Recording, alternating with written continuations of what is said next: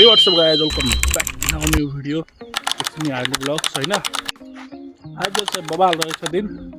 आजको वेदर चाहिँ यस्तो छ, न पानी न घाम। अनि यहाँ चाहिँ हाम्रो चाहिँ अंकलहरु लागिराख्नु भएको छ। यता पनि अंकल, यता पनि अंकल। यता चाहिँ दुधको ड्रामहरु भरिरहेछ। 1 2 3 4 5 6 7 8 9 अनि यता चाहिँ हाम्रो दुधहरु छ कि टन्न पारेर यो दुधहरु छ। टैक अंकल जी क्या कर रहे हो? ले अंकल जी अब दूध लिएर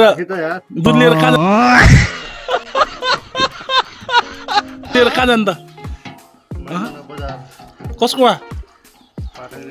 पाठक लिएर जाने है त। अंकललाई चाहिँ भिडियो कसैको मन पर्दैन है। पाठक डेरी हामी चाहिँ जाने। अब चाहिँ यो चाहिँ गाडीमा लोड गरेर पाठक डेरी सरर जानुपर्छ। त्यसपछि खाली गर्ने आउने सक्यो काम। त्यसपछि फेरि बेलुका फेरि दुध कलेक्सन गर्न जाने, यति हो काम। यो चाहिँ हामी लोड गर्छौँ है त अब गाडीमा। सो गाइज अब चाहिँ हाम्रो यहाँ गाडी पनि आइसक्यो। हामी चाहिँ आफ्नो गाडीमा चाहिँ दुध लोड गर्छौँ है त। यहाँदेखि सबै लोड गरेर उता चाहिँ मेरो बाइकहरू खडा छ हैन। यो गर्दै हुन्छ। कुकी पम्पकिन बु। सो गाइस अब चाहिँ हामी चाहिँ गाडीमा चाहिँ अब हामी दुध लोड गर्छौँ। मजाले जानु न, बदम तजाले अब चाहिँ हामी सबैले चाहिँ यहाँ लोड गर्छौँ।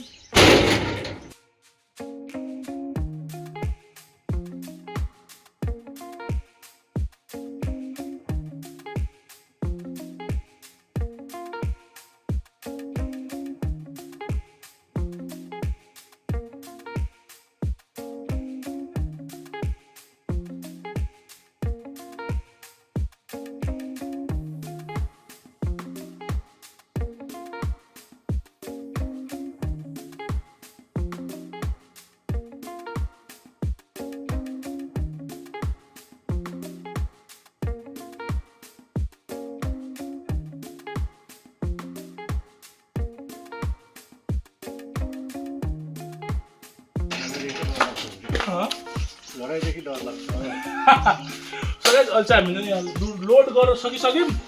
आज चाहिँ बोरी हाल्ने होला।